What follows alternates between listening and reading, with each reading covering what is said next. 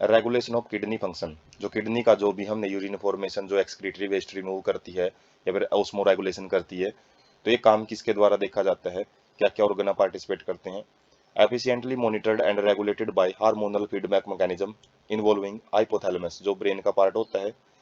JGA juxta ग्लोमलर्स apparatus, जो कि हमने पहले भी देखा था, जो GFR है उसके अंदर रोल प्ले करता है। और कुछ अमाउंट हर्ट भी, जो किडनी के काम को देखता है। Role of JGA renin angiotensin mechanism, ये बहुत बार पूछा जाता है कि रेनिन हार्मोन किस तरीके से जो रोल प्ले करता है। A fall in glomerular blood flow, glomerular blood pressure या फिर GFR जो हमने देखा था, उसके अंदर थोड़ा सा भी यदि फ्लो के अंदर कमी आ जाती है तो उससे JG सेल्स होती हैं वो एक्टिवेट हो जाती हैं और वो रेनिन सब्सटेंस है उसको रिलीज करती है, रेनिन हार्मोन को रिलीज करती हैं, which convert angiotensin in blood to angiotensin 1 and further to angiotensin 2।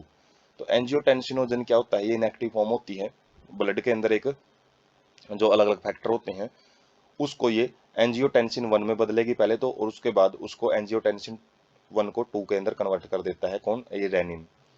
Angiotensin 2 begin being a powerful vasoconstrictor increase the glomerular blood pressure and GFR।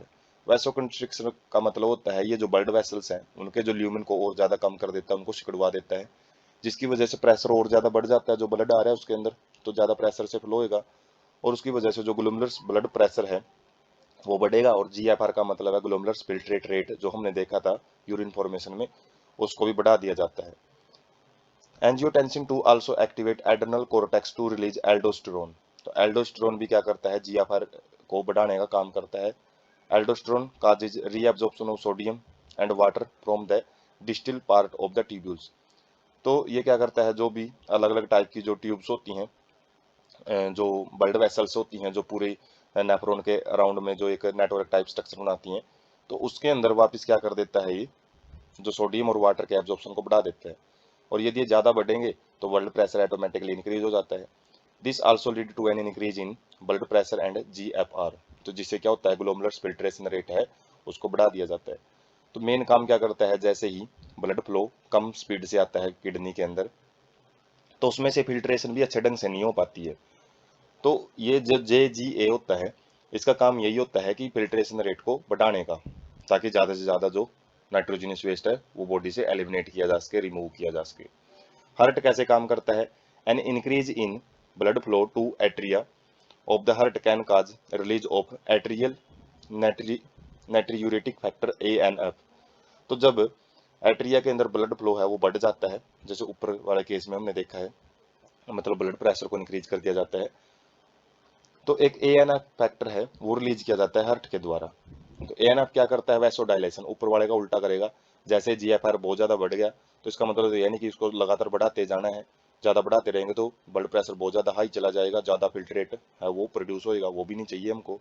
तो जिसकी वजह से इस प्रोसेस को जो वैसो कंस्ट्रिक्टर है उसका उल्टा काम क्या करता है, ANF करता है। तो ANF और जो हमारा एंजियोटेंसिन 2 है वो एक दूसरे के अपोजिट काम करते हैं।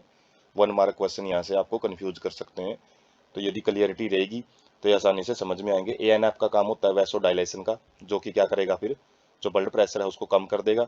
और जैसे ही ANF mechanism act as a check on the renin angiotensin mechanism, जो ऊपर वाला जो पोर्शन है उसके ऊपर कंट्रोल करके रखने का काम है ANF का रहता है। उसके बाद है रेगुलेशन ऑफ किडनी में ही रोल ऑफ हाइपोथैलेमस, जो ब्रेन का जो पार्ट होता है हाइपोथैलेमस, उसका क्या काम रहेगा। Excessive loss of fluid from the body can activate osmo receptor in the body. यदि शरीर से ज्यादा फ्लूइड है बाहर निकल रहा है तो उसको ऑस्मो रिसेप्टर प्रेजेंट होते हैं बॉडी के अंदर, उसके द्वारा सेंस कर लिया जाता है, उनके द्वारा पता लगा लिया जाता है। जिससे क्या होगा, which are activated by change in blood volume. यदि ज्यादा फिल्ट्रेट बाहर निकल रहा है ब्लड से तो ब्लड का तो वॉल्यूम बहुत ज्यादा कम हो जाएगा। एंड बॉडी फ्लूइड वॉल्यूम, जो बॉडी के अंदर अलग अलग जो फ्लूइड हैं, प्लाज्मा वगैरह हैं, साइटोप्लाज्म वगैरह है, उनका भी वॉल्यूम कम होता चला जाएगा, और आयनिक कंसेंट्रेशन भी वो भी क्या हो जाती है, कम हो जाती है। Which stimulate hypothalamus to release anti diuretic hormone ADH hormone जिसको बोलते हैं, या फिर vasopressin from the neuro neuro hypophysis. तो ये पिट्यूटरी ग्लैंड का ही भाग होता है न्यूरो हाइपोफाइसिस। तो उसमें से वैसोप्रेसिन और जो हाइपोथैलेमस से एंटी डाययूरेटिक हार्मोन है उसको रिलीज करवाया जाता है जब ज्यादा बॉडी के अंदर से जो वाटर है वो रिमूव किया जा रहा है किडनी के द्वारा। तो ADH facilitate water reabsorption from the later part of the tubule. Later part मतलब जो कलेक्टिंग डक्ट है और जो डिस्टल कोनोइड ट्यूब्यूल है जो नेफ्रॉन के, उनमें से जो एडीएच है वो वाटर को रीअब्जॉर्ब करवाना स्टार्ट कर देता है, मतलब जो एक्स्ट्रा लॉस हो रहा था वाटर का उसको कंपनसेट करना स्टार्ट कर देता है ये। जिससे क्या होता है, प्रिवेंट डाययूरेसिस। डाययूरेसिस का मतलब है water loss through urine, urine के थ्रू जो वाटर लॉस हो रहा था उसको कम कर दिया जाता है फिर, इसलिए इसको एंटी डाययूरेटिक हार्मोन भी बोला जाता है।